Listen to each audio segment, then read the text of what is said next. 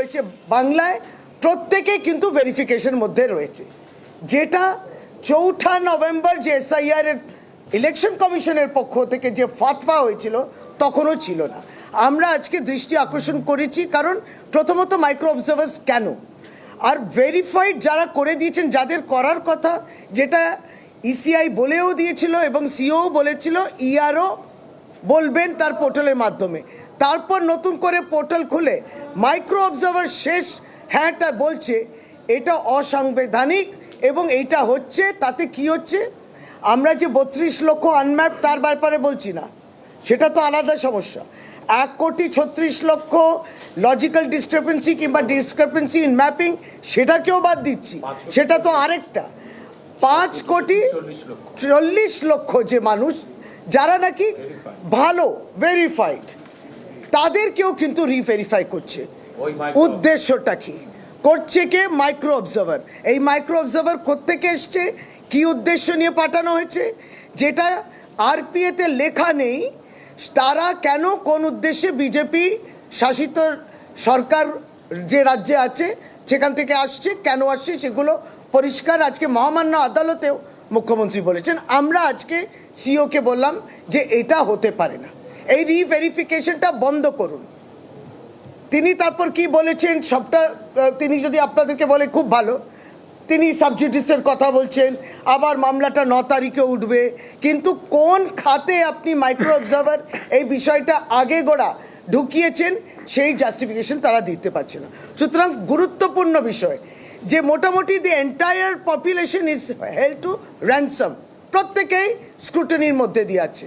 14 তারিখে তালিকা বার করতে হবে, 4 দিন বাকি হিয়ারিং করতে, তার মধ্যে এই জটিলতা যে বাকি এই 5 কোটি প্লাস তাদেরকেও রিভেরিফাই করছে। দ্বিতীয়ত, যেহেতু লিখিত যেগুলো আমরা দিলাম সেটা ছিল অদ্ভুত, যেটার জন্যে আমি অ্যাজ এ ভোটার, আপনি অ্যাজ এ ভোটার দায়ী নই, আমরা কেউ দায়ী নই। হিয়ারিংয়ে ডেকেছেন, হিয়ারিংয়ে গেলাম, সমস্ত হিয়ারিং হলো, ছবি তোলা হলো, ফিরে এলাম, খবর দেওয়া হলো হিয়ারিং হয়নি, হিয়ারিং ডেট ল্যাপসড। কার দোষে? সশরীরে গেছি, লিখিত হয়েছে, ছবি তোলা হয়েছে, তারপরে বলছি হিয়ারিং ডেট ল্যাপসড। এইটা সম্পূর্ণটা গাফিলতি কিংবা এই প্রক্রিয়াকরণটা, এই অপ্রস্তুতিটা প্রতিনিয়ত আমরা দেখতে পাচ্ছি ইলেকশন কমিশনে। তারা প্রস্তুতি ছিলেন না আগে গোড়া এই এসআইআর করার জন্য। আবার হিয়ারিং ডেট ল্যাপসড, তার দায় কি ভোটার নেবে না তার দায় ইলেকশন কমিশন নেবে? এই জায়গাটাও আমরা বললাম, তাতে প্রায় 55 লক্ষ মানুষ। It is not a joke. কি হচ্ছে? খাওয়া দাওয়া বন্ধ, সমস্ত কাজকর্ম বন্ধ, মানুষ অফিস ব্যবসা ছোট কাজ সমস্ত বন্ধ, ছেলেমেয়েরা স্কুল যাবে না, মাধ্যমিক পরীক্ষায় কে ইনভিজিলেশন করবে, সমস্তকে আপনি টেনে নিয়েছেন এখানে এসআইআর প্রক্রিয়ায়।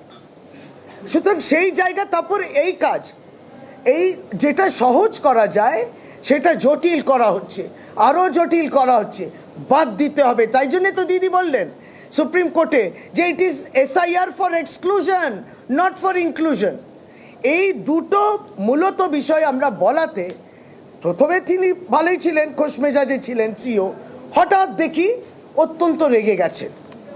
মুখ্যমন্ত্রী সুপ্রিম কোর্টে যাবেন সেটা তাদের আশা অনুরূপে হয়নি, ইসিআই যিনি সিইসি আছেন তার আশা অনুরূপে হয়নি, ভাবতেই পারিনি তার কত দম আছে ভারতবর্ষ তো দেখলো।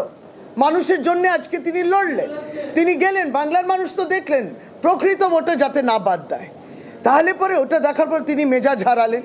আমাদের তাতে কিছু করার নেই, আমরা মানুষের কথা বলতে এসেছিলাম, সেটা বলতে গেছি। তারপরে তো আনুষঙ্গিক আরও অনেক বিষয়, জীবিতকে মৃত করা, সেই মৃত মানুষ এবার জীবিত হলেন, তাকে ফর্ম 6-এ আসতে হবে কেন? ওটাও তো আনকনস্টিটিউশনাল। আমি ভোটার ছিলাম, আমি জীবিত, আমায় মেরে ফেললেন, এবার বলছেন ও আপনি জীবিত আছেন, ফর্ম 6-এ আসুন কেন? সুতরাং অত্যন্ত আনকনস্টিটিউশনাল বিষয়গুলো হচ্ছে, যেটা আমার ভোট অধিকার কেড়ে নেওয়ার বিষয়। প্রতিনিয়ত আমরা এটা বলছি এবং এই লড়াইটা চলছে। এই আজকে এই দুটো মূল বিষয়ে আদার্স যারা সোকল ভেরিফাইড তাদের রিভেরিফিকেশনটা হওয়া উচিত নয়, ইআরও করে দিয়েছে, সেটাই শেষ কথা হবে।